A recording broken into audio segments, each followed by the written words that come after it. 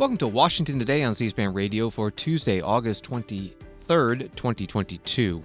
An emergency United Nations Security Council meeting about artillery shelling in Ukraine coming dangerously close to that Zaporizhzhia nuclear power plant, which has been occupied by the Russian military since the start of Russia's invasion.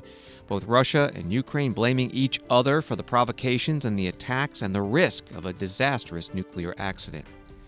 A special election in New York State to fill a vacant seat in Congress. It may prove a valid testing ground for issues and tactics that could bring greater victory for either Republicans or Democrats in the midterm elections in November. We'll talk about it with an elections analyst at FiveThirtyEight.com.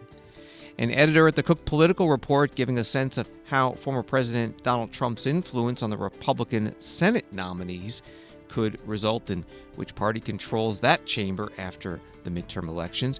Plus, Dr. Anthony Fauci explains more about why he's retiring from government service after a long career and responds to congressional Republican indications they will investigate his response to the COVID-19 pandemic if they get the majority in Congress. Now to the United Nations Security Council meeting in New York City, an emergency meeting called by Russia regarding the Zaporizhzhia nuclear power facility in Ukraine. Reuters writes that the plant, Europe's largest, was overrun by Russian troops in March. It remains close to the front lines and has come under repeated shelling in recent weeks, raising fears of a nuclear disaster. Both Ukraine and Russia have blamed each other for strikes on the plant. The UN Security Council hearing first from Rosemary DiCarlo, Undersecretary General of the UN for Political and Peacebuilding Affairs. The United Nations remains gravely concerned about the dangerous situation in and around the Zaporizhzhia nuclear power plant in southern Ukraine. The plant continues to be operated by Ukrainian technical personnel, but has been under the control of the military forces of the Russian Federation since early March.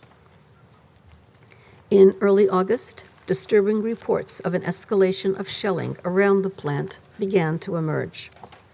The Secretary General has appealed to all concerned to exercise common sense and reason and to refrain from undertaking any actions that might endanger the physical integrity, safety, or security of the nuclear plant, Europe's largest. On 15 August, the Secretary General discussed the issue of the plant's safety during a call with Russian Minister of Defense Sergei Shoigu. On 18 August, during his visit to Lviv, he discussed the situation with Ukrainian President Volodymyr Zelensky. In all his statements and meetings, the Secretary General has continued to call for all military activities in the immediate vicinity of the plant to cease immediately and for all sides to refrain from targeting its facilities or surroundings. All military personnel and equipment must be withdrawn from the plant. There should be no further deployment of forces or equipment to the site. The facility must not be used as part of any military operation, and an agreement on a safe parameter of demilitarization to ensure the safety of the area should be reached. Regrettably, despite numerous calls and appeals, instead of de-escalation, we continue to see the almost daily reports of alarming incidents involving the plant.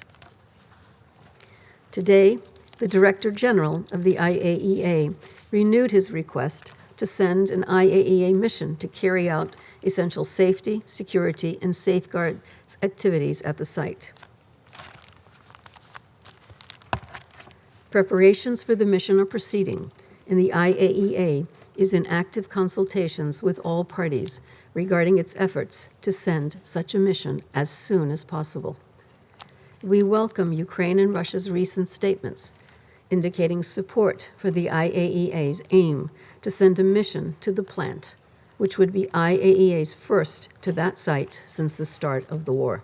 Rosemary DiCarlo is United Nations Undersecretary General for Political and Peacebuilding Affairs, addressing the UN Security Council today. The Office of the UN Secretary General, Antonio Guterres, says a scheduling conflict prevented him from attending today's meeting, but that he will be there on Wednesday when the UN Security Council holds a second meeting about the nuclear plant in Ukraine, the second meeting requested by Ukraine. As mentioned, today's meeting was called by Russia. The Russian ambassador to the UN, Vasily Nebenzia, saying that the problem is that Ukraine has been firing on the plant. The fact that the Kiev regime continues with attacks on the station is a direct consequence of criminal acquiescence on the part of its Western patrons. At the last meeting, not a single Western delegation had the courage to condemn the shelling of the station by the Ukrainian armed forces and ask the Kievan regime to stop it. Nor was the courage found in European capitals. The capitals are simply launching an appeal to Russia to stop the so-called recent activity surrounding the Zaporozhye NPP. We're under the impression that our colleagues exist in their own parallel reality in which the Russian military are themselves shelling the station that they are protecting and are using the American systems for that. The pinnacle of this absurd was a recent statement made by the UK MP Tobias Ellwood and member of the House of Representatives of the United States, Adam Kinzinger, when they said that the shellings of the NPP could be the reason for invoking Article 5 of NATO. At the same time, the Western mass media are using the conclusions of the U.S. Arms Control Disarmament Agency, which says that there is nothing dangerous for the people in Western Europe in the shelling of the NPP, or even in a possible accident. There will be no major disaster. The station should withstand the rocket strike, and even if it doesn't, then the tongue of radioactive contamination will not reach Western Europe. The fact that even in this scenario, at the very least, the people in the Zaporozhye Oblast will suffer, well, our Western colleagues, I think, traditionally chalk off to collateral damage. Well, probably this is how they express their concern about people and the human-centered security that we heard so much about during yesterday's meeting of the Council. This cynical attitude towards the people of Ukraine is one other evidence of the fact that the Western handlers of Kiev are not at all worried about that, and they stand ready to fight until the very last Ukrainian. Vasily Nebenzia, through an interpreter, he's the Russian ambassador to the United Nations at today's UN Security Council emergency meeting in New York City about the Zaporizhzhia nuclear power plant in Ukraine. Representing the United States at this meeting, the deputy U.S. ambassador to the UN, Richard Mills, he placed the blame on Russia for starting the war in Ukraine and seizing that plant. Colleagues, the issue at hand today is not some abstract political debate, and this is not some far-off problem. As we speak, Ukraine, neighboring states, the entire international community are living under the threat of a nuclear catastrophe, and people are, understandably, terrified. People like Tamara Karolkova, a 70-year-old grandmother who can see the plant from her apartment building. She has nightmares about the plant blowing up. As she told a reporter for National Public Radio, all of us are just scared all the time. And for what? Why on earth is a nuclear facility being used as a staging ground for war by Russian forces? These questions can only be answered by President Putin and could have been answered by members of the Russian delegation who sit here today. Only they can explain why Russia thinks it can redraw international borders by force in contravention of the UN Charter. Only they can account for the atrocities they have carried out against the Ukrainian people, bombings of schools and hospitals, the killing of aid workers and journalists, execution-style murders, and the forced deportations of Ukrainian civilians through so-called filtration operations. And only they can explain why their troops recklessly attacked and seized control of this plant, pushing us to the brink of nuclear disaster. I will recall again Ukraine's impeccable record of nuclear energy safety and security prior to Russia's seizure of this facility. But we didn't hear answers from the Russian delegation. What we heard were references to a hodgepodge of websites and tweets. And of course, that's a double-edged sword. As I would remind the Russian delegation, it was the Russian ambassador in Vienna who just a few days ago tweeted, "No mercy for the Ukrainian people." Nevertheless, a nuclear disaster at the plant is avoidable. Russia created this risk, and only Russia can defuse it. The solution is not complicated. Russia must end its unprovoked, unjustified war and withdraw its troops. And given the urgency of this situation, Russia must immediately follow the recommendation of Secretary General Guterres and establish a demilitarized zone in the area surrounding the plant. Deputy U.S. Ambassador to the United Nations Richard Mills at today's UN Security Council emergency meeting in New York City about this nuclear power plant. Some other headlines from Russia's invasion of Ukraine. United States Embassy in Kyiv saying that U.S. citizens should leave Ukraine, citing intelligence that, quote, Russia is stepping up efforts to launch strikes against Ukraine's civilian infrastructure and government facilities in the coming days.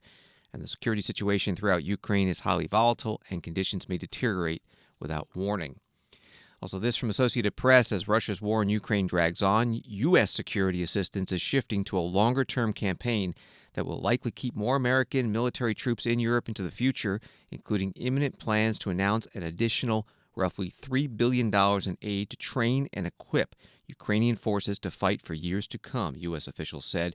U.S. officials told the Associated Press the package is expected to be announced Wednesday, the day the war hits the 6-month mark and Ukraine celebrates its Independence Day. The money will fund contracts for drones, weapons, and other equipment that may not see the battlefront for a year or two, they say.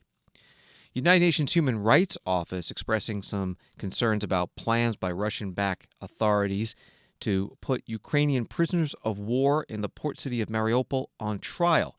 Spokesperson for the UN office, Ravina Shamdasani, telling reporters today that such a trial itself may be a war crime.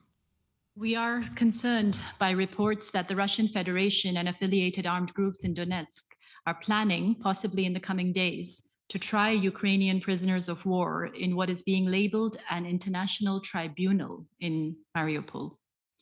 While there are few details available, photos and video footage published in the media and on social media appear to show metal cages being built in Mariupol's Philharmonic Hall, apparently to restrain prisoners of war during proceedings. Under international law, individuals entitled to prisoner of war status have combatant immunity and cannot be prosecuted for having participated in hostilities or for lawful acts of war committed in the course of the armed conflict, even if such acts would otherwise constitute an offense under domestic law. If prisoners of war are charged with crimes, they are entitled to due process and fair trial guarantees. No sentence or punishment may be passed on them unless it is delivered by an impartial and regularly constituted court. We recall that international humanitarian law prohibits the establishment of courts solely to judge prisoners of war, and that willfully depriving a prisoner of war of the rights of fair and regular trial amounts to a war crime. We're furthermore concerned that prisoners of war have generally been held without access to independent monitors, exposing them to the risk of being tortured to extract a confession. There have also been worrying public statements by Russian officials and members of affiliated armed groups labeling Ukrainian prisoners of war as war criminals, as Nazis, and as terrorists, thereby undermining the presumption of innocence. We reiterate our calls to the Russian Federation to grant independent monitors full access to all individuals detained in relation to the armed conflict in Ukraine by the Russian Federation, including those held by Russian-affiliated armed groups. Ravina Shamdasani, a spokesperson for the United Nations High Commissioner on Human Rights at a UN news conference in Geneva, Switzerland. More on this from Reuters. They write the city of Mariupol was under siege for months as fighters from Ukraine's Azov Regiment, a unit of its National Guard, sought to stave off the invading Russian forces after fighting for weeks from the bunkers and tunnels below Mariupol's vast steelworks. Hundreds of Azov fighters surrendered in May. Russia denies torture or other forms of maltreatment of POWs. It says its forces in Ukraine are engaged in a special military operation to disarm the country and remove far-right nationalists it deems a threat to Russia's own security. That from Reuters. You're listening to Washington Today. Election contests today in New York, Florida, and Oklahoma, mostly primaries, But in New York State, there's a special election to fill a vacant seat in Congress. It was previously held by a Democrat. It's the 19th Congressional District, upstate New York, Hudson Valley, Catskills region.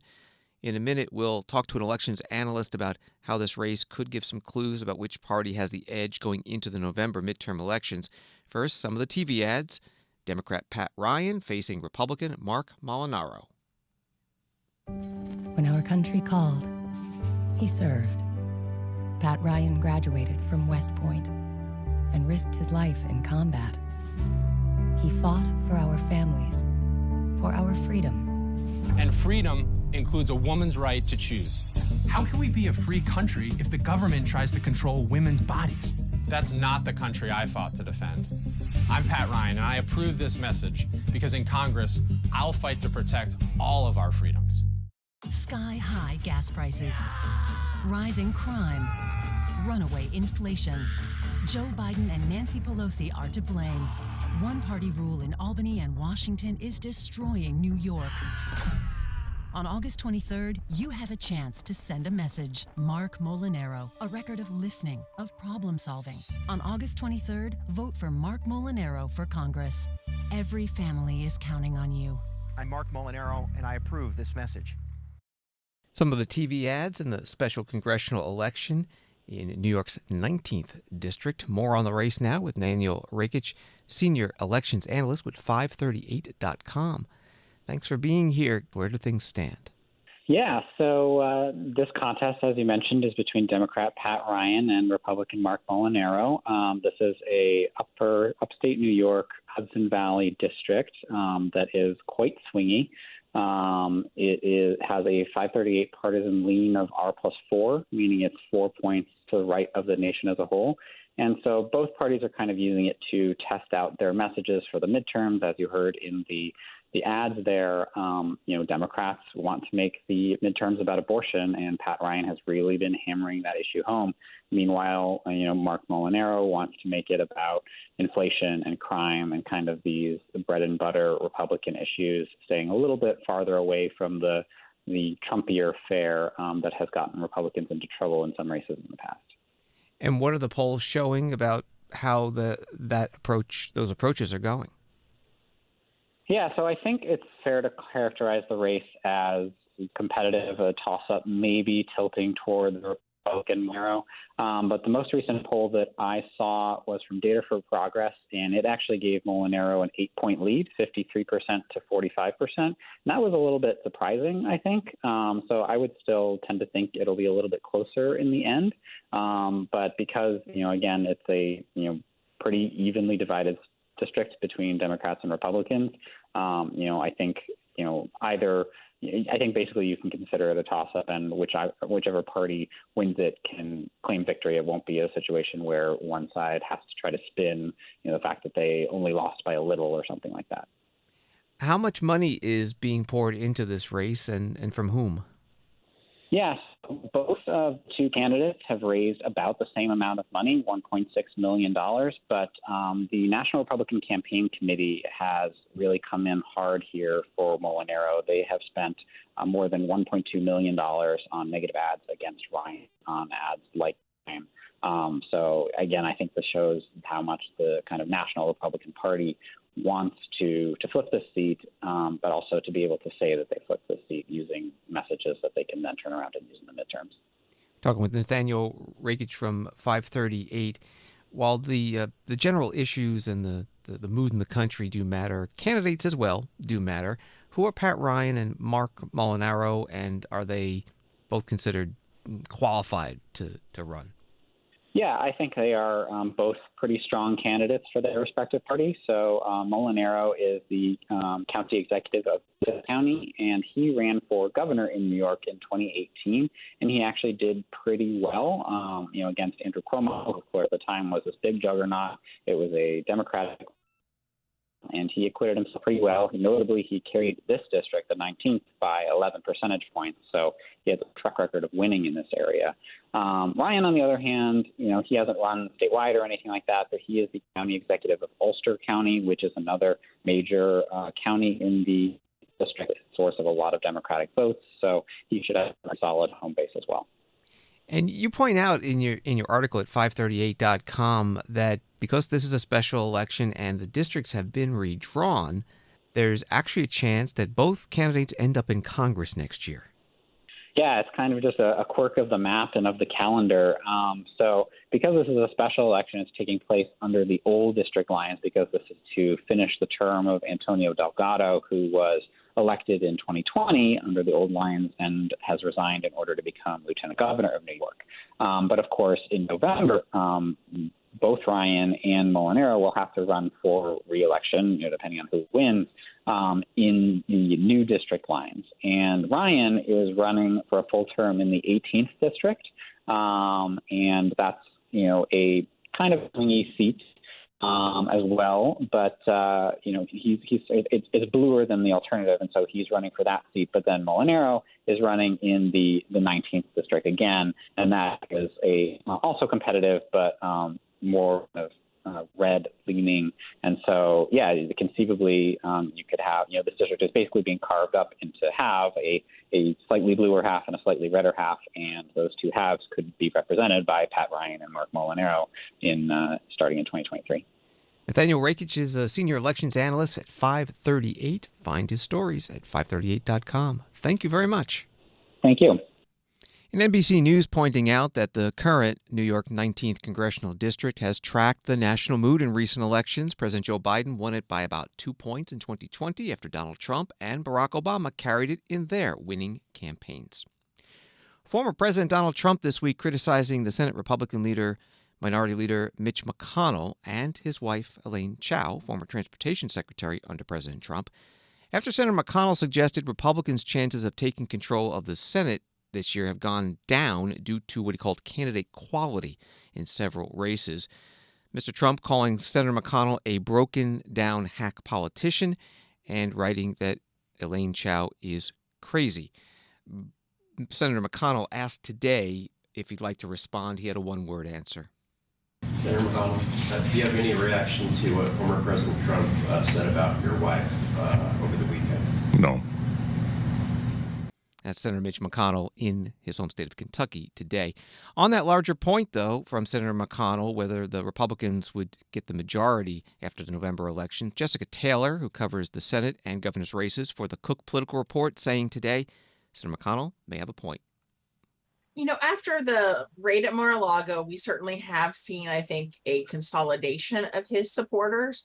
But what I am looking for this year is whether there is backlash to the candidates that Trump has supported in critical Senate races, especially because he has gotten behind some very weak candidates that are now jeopardizing what looked like a very favorable climate for Republicans in order to flip back the Senate.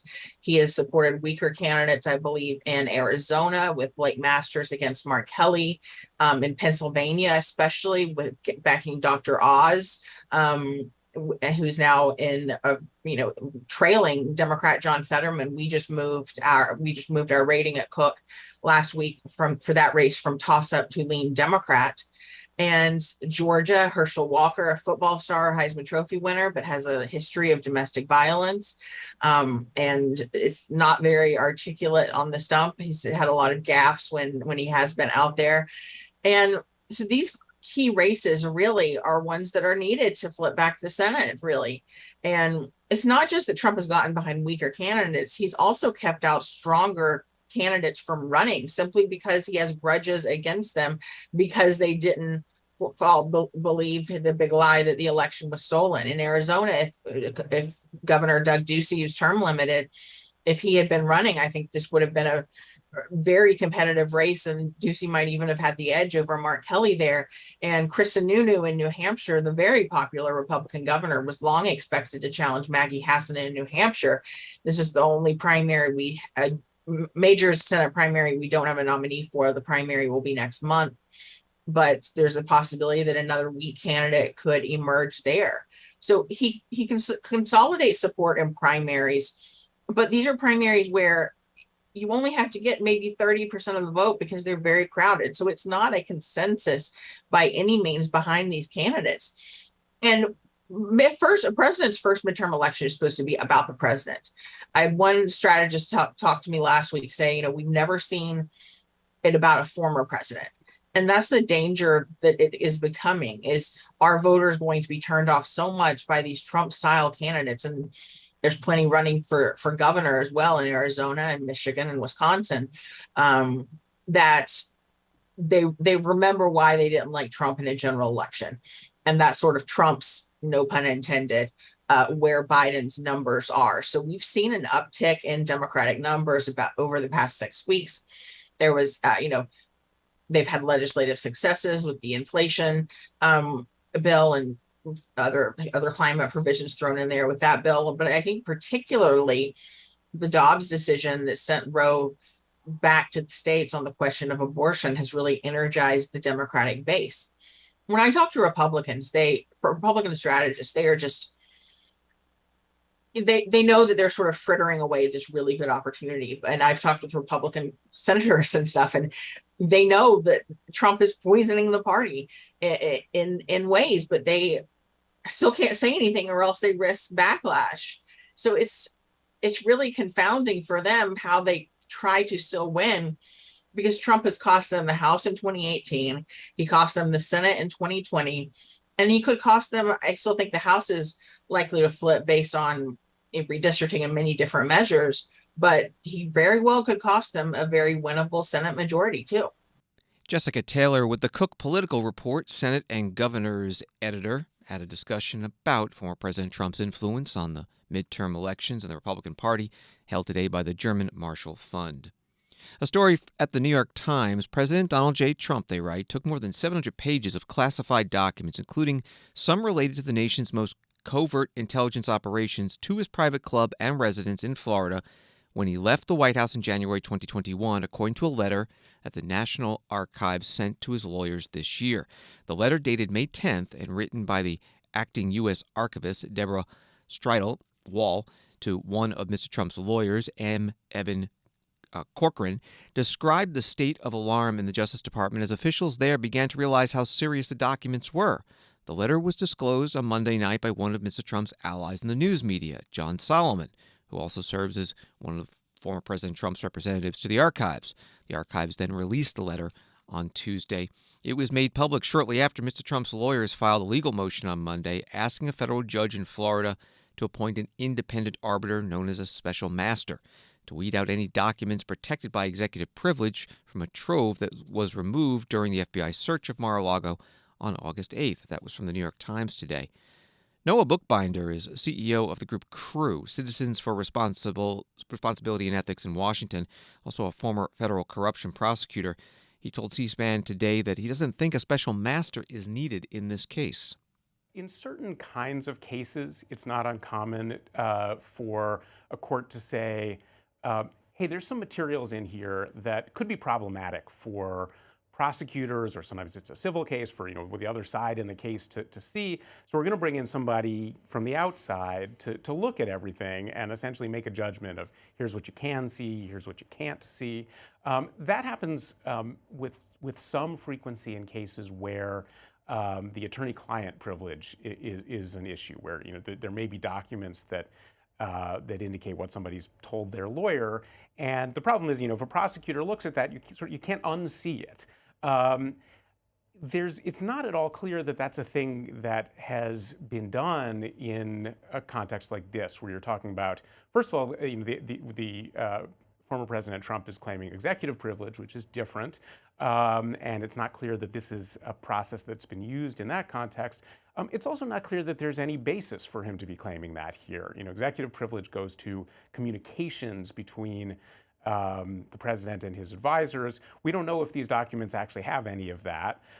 So the sense that I've gotten is that it's not clear that there's a basis for needing a special master. But having a special master go through a bunch of documents before one side in litigation looks at them is something that certainly does happen. It is used in certain kinds of situations. I haven't seen a lot to suggest that it's necessary here. Noah Bookbinder is CEO of the government watchdog group CREW on C-SPAN's Washington Journal this morning. An article at Fox News. The Department of Justice taint or filter team has been reviewing documents seized by the FBI during its raid on former President Trump's Mar-a-Lago home, Fox News has learned. A senior law enforcement official familiar with the process told Fox News the review began soon after the search warrant was executed on August 8th. The official said it is standard procedure for the Justice Department to use a taint or filter team to go through documents obtained during a search, in part to identify records that may be protected by attorney-client privilege. The Fox News article also has this: while standard procedure, it could complicate Trump's legal team's efforts for the appointment of an independent special master to examine the seized records, as it is likely they've already been inspected by DOJ officials. Washington Today continues in a moment. There are a lot of places to get political information, but only at C-SPAN do you get it straight from the source. No matter where you are from or where you stand on the issues, C-SPAN is America's network. Unfiltered, unbiased, word for word. If it happens here, or here, or here, or anywhere that matters, America is watching on C-SPAN, powered by cable.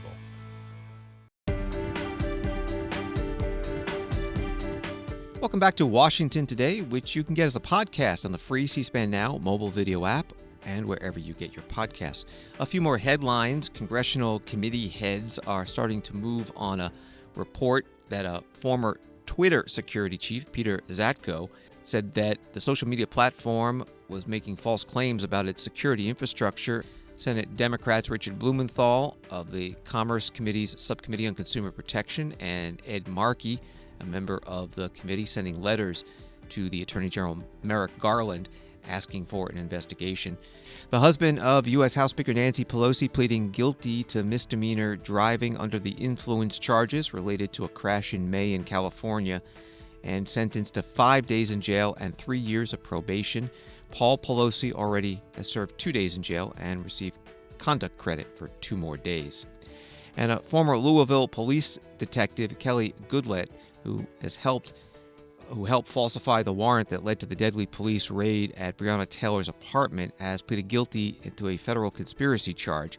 Goodlett is cooperating with investigators as 3 other former Louisville officers have been indicted on criminal civil rights charges by a federal grand jury. Pfizer says its 3-shot COVID-19 vaccine is over 73% effective in children under 5. The company says the results are based on studies when the dominant coronavirus strain in the U.S. was that Omicron subvariant BA2. It's a bit different than the subvariant now circulating BA5. Pfizer says it's working on a vaccine for children under 12, specifically targeting BA5. Having the vaccine for those under 5, though, is one thing. Getting parents to vaccinate young children is another. ABC News reporting that 5% of children under 5 in the U.S. have been vaccinated so far. The public face of the COVID-19 response the past couple of years, Dr. Anthony Fauci, explaining today why he has decided to retire at the end of this year from government service after 50 years. Also responding to the promises from congressional Republicans to investigate him if they win the majority of the House and or Senate after November elections. Dr. Fauci was on CNN this morning. Republicans really, to them, you were a symbol of the restrictions that came along with COVID-19. Of course, Republican lawmakers and you have clashed many times, and they are expected to take over the House this fall potentially, and they promised to investigate you if they did. Did that have any role in your departure? None at all, Caitlin, really, none at all, not even a slight amount. I have nothing to hide, and I can defend everything I've done, so that doesn't faze me or bother me. My decisions of stepping down go back well over a year. I had decided I might want to step down at the end of the Trump administration, but when President Biden was elected, one of the first things he did was to ask me to join and be his chief medical advisor, which I took as a great honor and I enthusiastically accepted. I thought that was going to last about a year, that we would be having COVID behind us after a year, but obviously, painfully so, that's not the case. But having thought about that, and as you said now with a prior question a moment ago, I think we're in a relatively good place with regard to COVID if we utilize and implement the interventions that we have. And I just felt it was the right time, particularly since I'm still healthy, energetic, and passionate about what I want to do. And I think that's the time to move on to the next phase. If once you've retired, Republicans want you to go testify, is that something you would do? Sure, I certainly would consider that. But you've got to remember, I believe oversight is a very important part of government structure, and I welcome it and can be productive. But what has happened up to now is more of a character assassination than it is oversight. So sure, I'd be happy to cooperate so long as we make it something that is a dignified oversight, which it should be, and not just bringing up ridiculous things and attacking my character. That's not oversight. Dr. Anthony Fauci on CNN Tuesday morning following his announcement Monday that by the end of the year he will retire as director of the National Institute of Allergy and Infectious Diseases, a position he has held since 1984. Congressman James Comer of Kentucky is in a position to become chair of the Oversight and Reform Committee if the Republicans get a majority in the U.S. House after November elections. He tells Fox News Channel today that the investigation of Dr. Fauci will go forward. Well, we have a lot of questions for Dr. Fauci. As you know, Laura, he hasn't ever testified in front of the House since COVID started. So there are so many questions that members have. We've already told Dr. Fauci to preserve all of his documents and all of his emails. But one thing the House Oversight Committee has already unearthed were the initial emails back in January and February of 2020 when his earliest advisors said by looking at this gene sequence, it appears that this was man-made. So it had to come from the Wuhan lab. Now, Dr. Fauci never told the public that there were advisors to him that said this originated in the Wuhan lab. Those are the main questions that Republicans on the House Oversight have for Dr. Fauci. Why didn't you tell the Trump administration early on, and why didn't you tell the American people early on that even your closest advisors suggested that this virus originated in the Wuhan lab? Congressman James Comer, currently ranking Republican on the Oversight and Reform Committee, could become chair if Republicans get the majority, speaking to Fox News Channel Tuesday morning. Wall Street today, the Dow down 154, NASDAQ down a fraction, S&P down 9. This from the Wall Street Journal. White House officials are planning for President Biden to make an announcement on Wednesday about his proposal for dealing with student loan debt, according to people familiar with the matter. The president and his senior aides have for months been weighing whether to cancel some federal student loan debt. Mr. Biden's top advisors have discussed several proposals, including eliminating $10,000 in federal student loan debt for borrowers making less than $125,000 a year, the people said. President's advisors have also discussed extending a pandemic pause on federal student loan payments. That from the Wall Street Journal. Should the president say anything on Wednesday, we'll cover it on C-SPAN. It is back to school week in many parts of the country. That's K through 12. C-SPAN has been looking at different aspects of school policy. Andrew Campanella is CEO of the National School Choice Awareness Foundation. He was asked on our morning program, Washington Journal, about a new school choice law in Arizona. It makes about 60,000 private school students and 38,000 homeschooled students immediately eligible for up to $7,000 per year. Arizona passed what is called an Education Savings Account program. And what an Education Savings Account program does is it allows parents to tap into a portion of the state-funded funding allocation that goes to that student. So if a parent has a student, they're able to get 90% of what the state would allocate to that child's education. And the parent then has to sign a contract with the state of Arizona, saying that they are going to unenroll their child from the public education system. That means they can't send their child for full-time instruction to a traditional public school or to a public charter school or to a public magnet school or to an online public school. They can then use the funds, which are about $7,000 this year, to choose from a menu of different options. They can pay for private school tuition with those funds. They can pay for qualifying online classes for their student. They can pay for resources to develop a customized education program for their student, which many homeschooling families do. So this program was passed recently and just enacted several days ago. And if you go on the Arizona Department of Education's website, you can see exactly what families can do with those funds. And so there are some limits. Families can't spend the money for anything they want. There are specific things that are approved by the state. And there's a very, very long list on the website that families can check out. The editors of the Arizona Republican, the signing of the law, they had this in response saying it's troubling that for all the talk of open competition, lawmakers who push for ESAs did not impose the same reporting standards on private schools receiving funding as is required of district and charter schools. For all the public dollars they stand to gain, private schools aren't mandated to make testing, retention, or graduation data publicly available, nor are they required to report the number of children on free or reduced lunch, which provides insights into relationships between poverty and learning gaps. Some of those shortcomings may be rectified in the future legislative sessions. In fact, lawmakers will need to see if ESAs are to gain any semblance of public trust and acceptance. What do you think about that analysis? If you look all across the country and you look at all the different private school choice programs out there, they all have different rules and regulations about whether or not students who accept scholarships need to take state tests, or if students who accept scholarships need to take a test that's equivalent to a state test, or if there is no testing requirement. So these are decisions that are left up to legislatures, they're left up to lawmakers. We as an organization are not involved in any legislative advocacy. And so my comment is that ultimately, it's up to a parent to determine whether or not a school is working for his or her children. And parents are the best arbiters of school quality. Andrew Campanella, CEO of National School Choice Awareness Foundation. You can find our full discussion with him on this morning's Washington Journal at our website, cspan.org.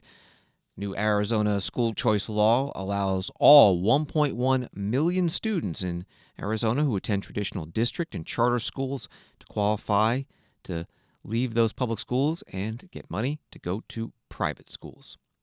A story at the New York Times, David A. Kay, a nuclear weapons expert who led a fruitless hunt for weapons of mass destruction in Iraq after the United States invasion in 2003, then resigned his position after determining that the case for going to war over Saddam Hussein's suspected stockpile of unconventional weapons was deeply flawed, died on August 13th at his home in Ocean View, Delaware. He was 82. His wife, Anita Kay, said the cause was cancer. That New York Times article from Monday. Shortly after he resigned in 2004, he testified before the Senate Armed Services Committee. This from C-SPAN's video library. Let me begin by saying we were almost all wrong, and I certainly include myself here. Senator Kennedy knows very directly. Senator Kennedy and I talked on several occasions prior to the war that my view was that the best evidence that I'd seen was that Iraq indeed had weapons of mass destruction. I would also point out that many governments that chose not to support this war, certainly the French, President Chirac, as I recall, in April of last year, referred to Iraq's possession of WMD. The German, certainly the intelligence service, believed that there were WMD. It turns out we were all wrong, probably in my judgment, and that is most disturbing. We're also in a period in which we've had intelligence surprises in the proliferation area that go the other way. The case of Iran, a nuclear program that the Iranians admit was 18 years old, that we underestimated, and that in fact we didn't discover. It was discovered by a group of Iranian dissidents outside the country who pointed the international community at the location. The Libyan program, recently discovered, was far more extensive than was assessed prior to that. There's a long record here of being wrong. There's a good reason for it. There are probably multiple reasons. Certainly proliferation is a hard thing to track, particularly in countries that deny easy and free access and don't have free and open societies. David Kay, former United Nations Chief Weapons Inspector, testifying in 2004 before the Senate Armed Services Committee about not finding any weapons of mass destruction in Iraq, which was one of the main arguments for the invasion a few years earlier. Announced this week that David Kay has passed away at the age of 82. Thanks for listening to Washington Today. Sign up for C-SPAN's evening newsletter word for word to get more of Washington's top stories sent to you every day. You can subscribe at c-span.org/connect. Have a good night.